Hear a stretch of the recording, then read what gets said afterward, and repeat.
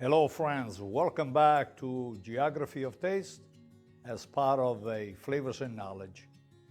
Today we talk about the island of Sardinia. I'm Chef Walter.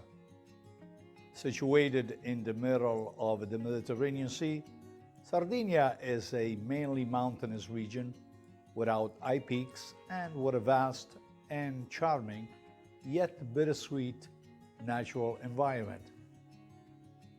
In fact, the presence of man does not seem to affect this territory at all.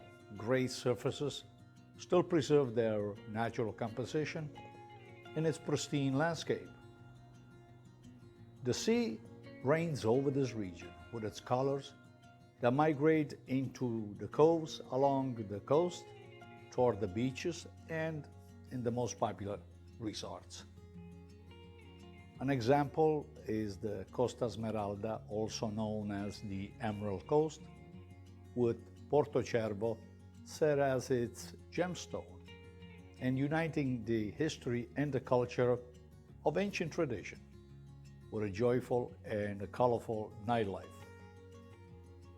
Also, Porto Cervo was named after its enchanting cove that resembles the antlers of a deer. The old port is considered to be the best equipped touristic port in the whole Mediterranean basin. Porto Rotondo is also a famous location. It overlooks the wide Gulf of Cugnana, and it is full of villas and piazzas, swathed by such a splendid natural environment as pretty much throughout the coastline. Food, of course, tells the story of a territory. Very few places in the world can boast food as authentic as that in the island of Sardinia. The quality of the products and the preparation and the flavor of the dishes are values that go beyond their tastiness and are the heritage of thousands of years of culinary history. Sardinian cuisine is still very similar to the way it was many centuries ago, while differing between the various territories and the preparation techniques. Whether you're on the coast or inland, Sardinia's delicious specialties based on simple and genuine ingredients with strong yet delicate flavors never fails to amaze you.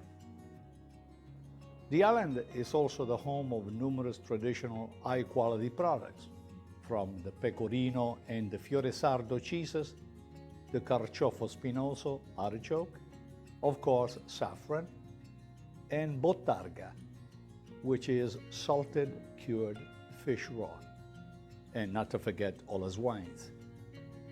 Family kitchens and restaurants are always at work preparing typical recipes and specialties if you're about to visit them.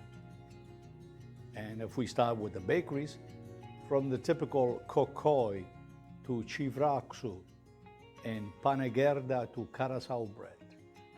They sound like weird names, but they're really not. They are embedded in the history of the land.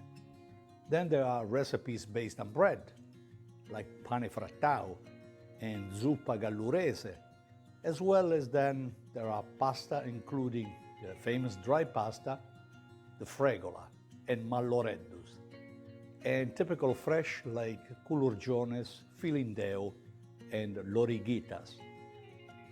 As I said again, they sound new to you. Continuing on, there are the main dishes based on meat like the roast suckling pig, lamb or goat, the goat's intestine, entrails of lamb, boiled mutton, and dishes based on fish, which charred eels, crustacean, sea bass, sea bream, and tuna cooked in thousands of ways. The ever-popular cheeses, pecorino, of course, matured or fresh, goat curd cheese, and casumarzu, as well as desserts made of cheeses like seadas and pardolas, and those made with almonds and honey. Well, it sounds like a lot to you for you to absorb, but you will enjoy authentic products and traditional dishes wherever you go on the island. Also, at the local food and wine fairs and festival that take place here and throughout the year, like the Spring Festival in Baronia, in Gallura, and in Sulcis during the Autumn Festival in Barbagia.